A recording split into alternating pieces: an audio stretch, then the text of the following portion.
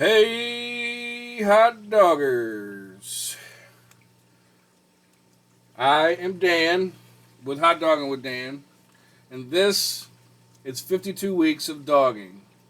It's a weekly series we're going to run every week for the entire year where we're going to discuss a new topic that teaches you how to start and run your own hot dog cart business. So we're going to discuss a new topic every week.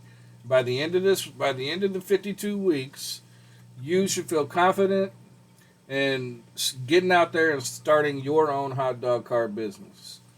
On this week's episode, we're going to get started with planning and research. We're going to discuss 5 actions that you can take right now to collect as much information as you possibly can to prepare you for what's coming up. So let's get the countdown started with number 5. Talk to friends and family. This can go one way or another. This can go good or bad. I know when I started my first business, we had a lot of I had a lot of friends and family that didn't understand why I would want to do that. They grew up only knowing how to work for somebody else. That was the best deal for them. They got that guaranteed paycheck every week. They got that guaranteed health insurance and the retirement and all the perks that come along with working for somebody else. That's just their mentality. That's all they knew. And they didn't understand why I wanted to be a business owner, to work for myself. So this can go good or it can go bad. You may have people trying to talk you out of it. Say that's not a good idea, that's dumb, what if this, what if that? And then they're only going to focus on the negative aspects of running your own business. But then you're going to have those friends who are like-minded. You're going to have those friends that are like, hey, that's awesome, man. I've always wanted to start my own business. I'm so proud of you for wanting to do this and blah, blah, blah, blah, blah, blah, blah. And those are the friends that you're going to want to keep with you by your side the entire time you're running a business. Those are the friends who are going to motivate you to see your plans all the way through from beginning to end. Those are the friends that when you need help, you're going to be able to call them. You're going to be able to get advice from them. You're going to be able to brainstorm with these friends, with these family members, with these people who are encouraging you. So talk to family and friends. That's planning and research.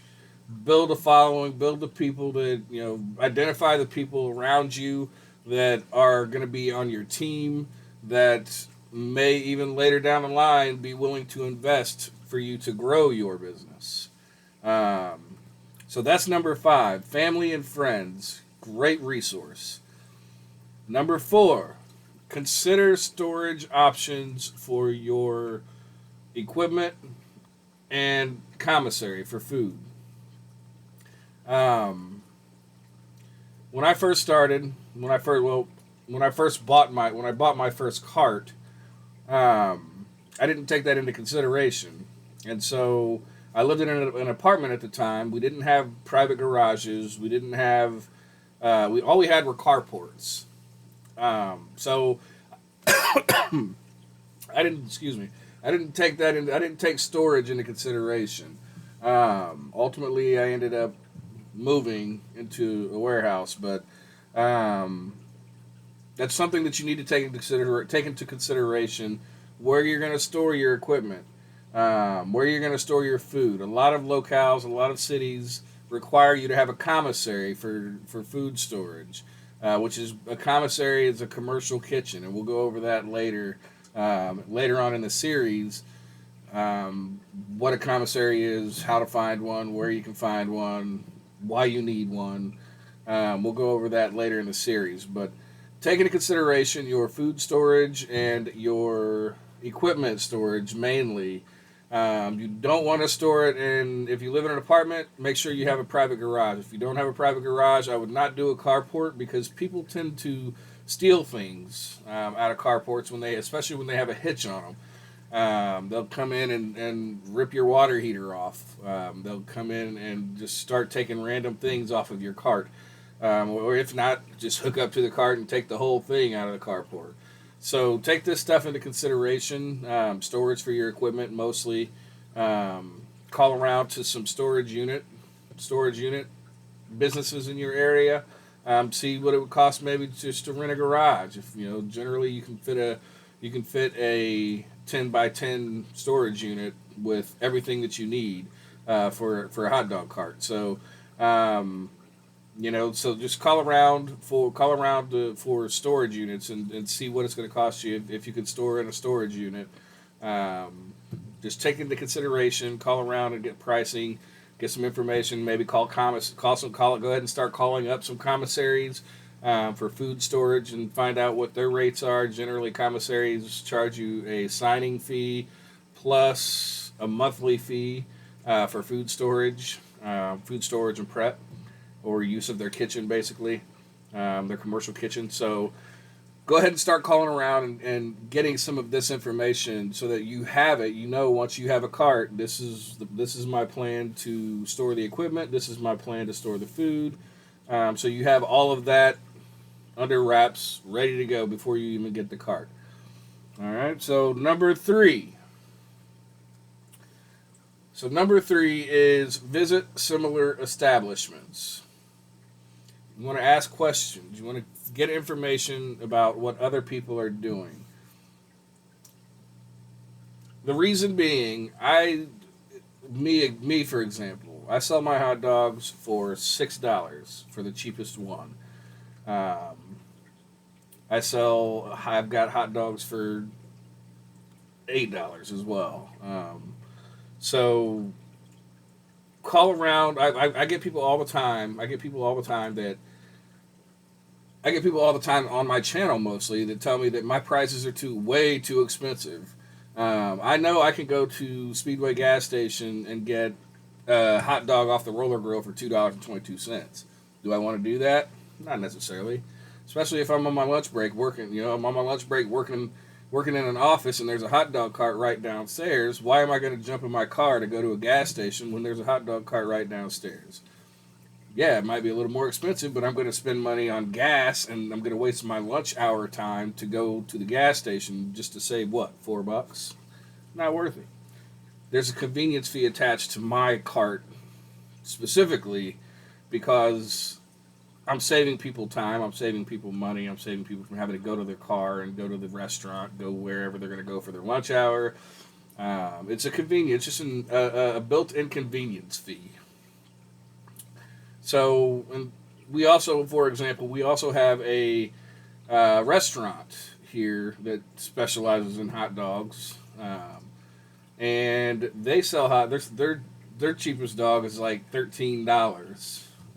This is a brick and mortar location, New Orleans themed brick and mortar location, and their hot dogs sell for $13.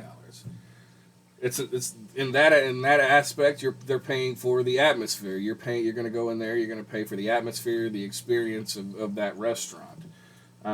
So do your research. Stop into some of these places. Find out what they're charging. Find out what kind of if they have a specialized hot dog. I know there's several vendors here, sidewalk vendors here that I frequent because they sell specialized niche hot dogs that I don't sell, that just don't fit my business plan. They have specific toppings, for example, that I don't sell because it doesn't fit my business plan.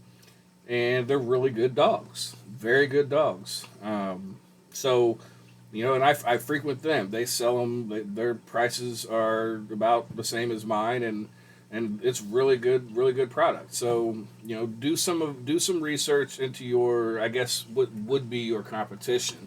Find out what they're doing. Find out what works for them. Even ask questions. If you're going to ask them questions, don't tell them you're going to be competing with them in 3 to 4 months. You don't want to cause them to lie to you or to put their guard up. Just if they ask why you're asking questions, you can just tell them you're doing a research project for a newspaper. You're doing a research project for a business class in college, or whatever the case may be. Um, that kind of opens them up a little more to answer your questions and be truthful about it. But you're going to want to check out prices, check out the different condiments that they're using, check out even how they cook their dog. The New Orleans themed place deep fries their hot dogs. Really good hot dog. I I have no complaints about them. They have a really good hot dog. Check out how they cook their hot dog. Check out what size their hot dogs are. If it's a quarter pound, an eighth of a pound. Check out everything that you can, all the information you can figure out. You're going to want to learn how other people are doing it, and then come up with your own plan to do it your way to stand out from them. All right, so that was number 3. Let's talk number 2. Contact other vendors in your area. Get to know the other vendors, sidewalk vendors, street vendors in your area. Why would you do this? A, because if they have events that they're not able to work. Maybe they're not able to work it, and they've already signed an agreement to do it. They might be willing to pass it on to you. That'll bring business your way. They've been doing it longer than you, obviously. So they might have some tricks of the trade that they can show you or teach you. They might have some kind of secret sauce that they put on their hot dog that they might be willing to share with you that you can charge an extra $2 for. My personal experience with other vendors, when I first started out, I knew nothing about this business, nothing. I was hurting for money. I noticed there was a demand for food in our downtown area, and I just started looking for a way to put a hot dog cart on a street corner downtown. One thing led to the next, and I was contacting a vendor who allowed me. I asked them if they would rent me one of their hot dog carts to work during hours that they didn't use it. So that's how I got started. In fact, a lot of the videos of me on my channel, a lot of the videos of me out there actually working are on that rented cart. The flip top pans, when I first started, that cart had flip top pans. I got them for my cart eventually too when I got my own cart. But you'll see me using a rented cart. I paid $50 a night to these people to allow me to use their cart. And the benefit of that is I didn't have to pay for permits. I didn't have to pay for insurance. I didn't have to pay for the zoning, which here in my area we have zoning that the city specifically allows you to work a specific area. You and nobody else are allowed to work it. So, or only you and nobody else is allowed to work it. So they have assigned zones here. I didn't have to pay for that. I didn't have to pay for the health department inspections. I didn't have to pay for anything. I paid $50 to rent the cart. I was working under their business, under their permits, under their everything. And it worked out absolutely beautiful. It allowed me within a couple of months to purchase my own cart. So other vendors can be a huge asset to you. If you build relationships with other vendors, it can be a huge asset to you. Not only in getting started, they can tell you exactly who you need. They can probably give you emails and phone numbers to the city representatives that you need to fill out applications with. They can help you in that aspect of getting started, and they can help you grow once you are started and running. So that's number 2. Contact other vendors. That's an important one. Number 1. Contact your city, your county, and your state. You're going to talk to your city business licensing office. You're going to talk to your county or city health department, and you want to talk to your state licensing office, business licensing office. Excuse me. Here, where I'm at, we only have city and county. We don't have any state permits or anything like that. But we have city and county permits that we have to have. So we have to go through our health department with the county, and we have to go through our city business licensing office. So every locale is different. Every city, every area, every county, every state is going to be different. So you'll want to call them, and you can get their phone numbers off of the internet, generally. I'm not going to say that for everybody, but generally, you can get their phone numbers off of the internet, all the numbers you need. Just Google, if you live in Omaha, Google Omaha Health Department, Omaha County Health Department, this county health department, Omaha City Health Department, Omaha City Licensing Department. And any number that you need is going to be right there online. A lot of times nowadays, even the application process is done online. So you may even be able to print off the applications and go ahead and get that started. Generally, it doesn't cost you anything to submit the application. It costs you to purchase the permit once the application is approved. So, if you get on Google, type in your city health department, your city business license, your city food vendor license, sidewalk vendor license, hot dog vendor license. Word it however you want to word it to get the best results in Google. That is going to get you all of the information you need. They're going to tell you have to have 4 sinks. That's how it is here. I can't have 1, 2, or 3 sinks. I have to have four sinks with running hot and cold water, meaning I have a battery system with a water pump. I have to have a battery system with a water pump. I have to have a water heater on board. My hot dog cart. I have to have 9-foot umbrella. I have to have all kinds of things. And your city, and your county, and your state offices can give you all of that information. They'll tell you everything that you need from the ground up. They'll tell you how much it's going to cost you to get your permit. They'll tell you, generally with the health department, you're going to have an inspection fee. They're going to tell you how much that's going to cost you. They're going to tell you everything that you need. So, number 1, city, county, state. Look up all of those. And they'll tell you all the information that you're going to need to get your permits. All right, so that was number 1.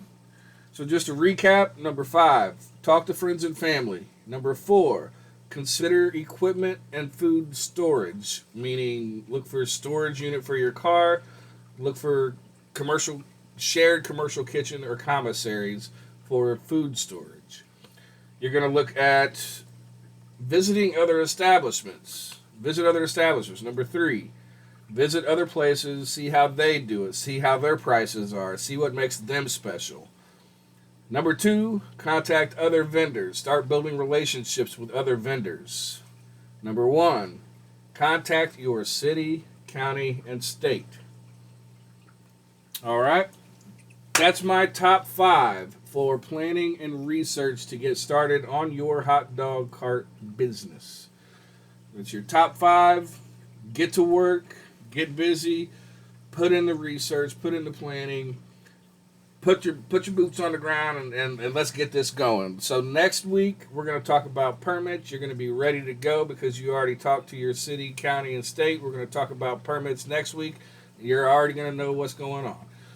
So on that note, I'm going to get out of here. If you have any questions, comments, or concerns, type them down below in the comments section. Don't forget to subscribe and hit the notification bell because this series is going to be coming out one video every week. It's going to be a new video every week covering a different topic. By the end of this series, you're going to be a pro, making all kinds of money. So don't forget to hit that subscribe button, hit that bell so you get notified when the new videos come out. I'm Dan, Hot Dogging with Dan. Thanks for watching. I'll see you next week.